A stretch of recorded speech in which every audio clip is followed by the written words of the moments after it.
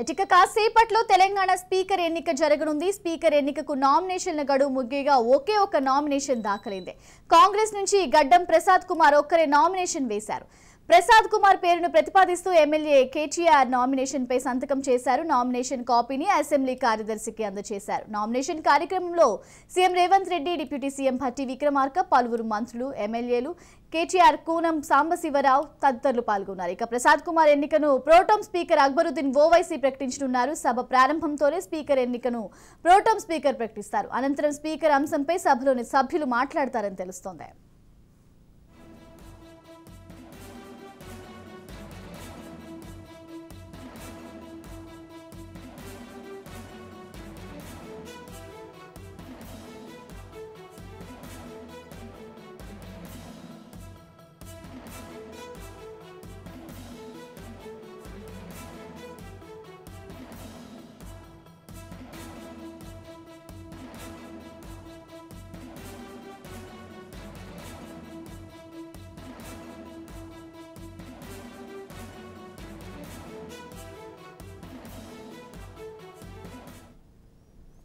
ఇక కాసేపట్లో తెలంగాణ స్పీకర్ ఎన్నిక జరగనుంది. స్పీకర్ ఎన్నికకు నామినేషన్ల గడువు ముగియగా ఒకే ఒక నామినేషన్ దాఖలైంది. కాంగ్రెస్ నుంచి గడ్డం ప్రసాద్ కుమార్ ఒక్కరే నామినేషన్ దాఖలు చేశారు. ప్రసాద్ కుమార్ పేరును ప్రతిపాదిస్తూ ఎమ్మెల్యే కేటీఆర్ నామినేషన్ పై సంతకం చేశారు.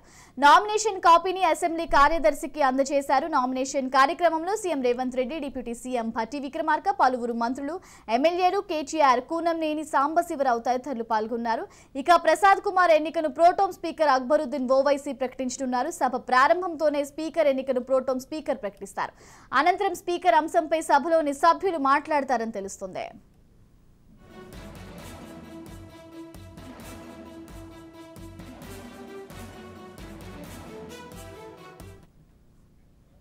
ఇక కాసేపట్లో తెలంగాణ స్పీకర్ ఎన్నిక ప్రారంభం కానుంది. దీనికి సంబంధించి మరింత సమాచారం మా ప్రతినిధి విక్రాంత్ అందిస్తారు. విక్రాంత్. థ్యాంక్ యూ శ్రావ్య. మొత్తానికి కాంగ్రెస్ పార్టీకి సంబంధించిన వికారాబాద్ ఎమ్మెల్యే గడ్డం ప్రసాద్ కుమార్ కూడా మరి కాసేపట్లో 10:30కు మాత్రం ఇటు అసెంబ్లీ స్పీకర్ గా కూడా ఛార్జ్ తీసుకొని ఉన్నారు. దీనికి సంబంధించి ఇప్పటికే నిన్న నోటిఫికేషన్ వెలువడిన నేపథ్యంలో కూడా నిన్న కేవలం ఒక కాంగ్రెస్ పార్టీ నుంచే గడ్డం ప్రసాద్ కుమార్ మాత్రమే నామినేషన్ వేసిన నేపథ్యంలో కూడా ఎన్నిక ఏకగ్రీవమైందని చెప్పుకోవచ్చు. ఈ నేపథ్యంలోనే ఇటు ప్రోటోం స్పీకర్ గా ఉన్నటువంటి అక్బరుద్దీన్ ఓవైసీ మరి కాసేపట్లో 10:30కు మాత్రం ఇటు శాసనసభ సమావేశాలు ప్రారంభమవుతాయి. ప్రారంభమైన వెంటనే కూడా ఇటు ప్రోటోం స్పీకర్ గా ఉన్నటువంటి అక్బరుద్దీన్ ఓవైసీ తన ఛార్జ్ మాత్రం ఇటు గడ్డం ప్రసాద్ కుమార్ కు అందజేస్తారు. ఈ నేపథ్యంలో ఇటు ముఖ్యమంత్రి రేవంత్ రెడ్డితో పాటు ప్రతిపక్ష పార్టీలకు సంబంధించిన ఎమ్మెల్యేలు, అదేవిధంగా మంత్రులందరూ కూడా ఈ సమావేశంలో పాల్గొంటారు. ఈ సమావేశంలో పాల్గొని కూడా ఇటు స్పీకర్ పై కూడా చర్చ ఉంటుంది.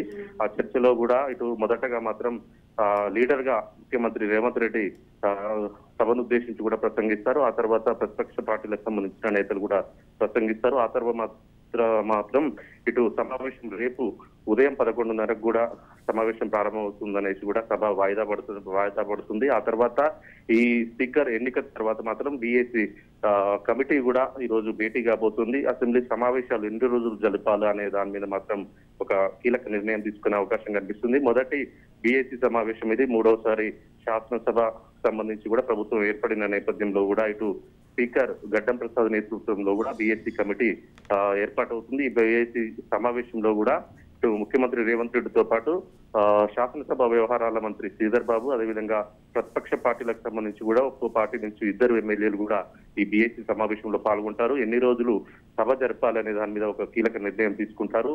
మరోవైపు రేపు గవర్నర్ ప్రసంగం ఉండబోతుంది.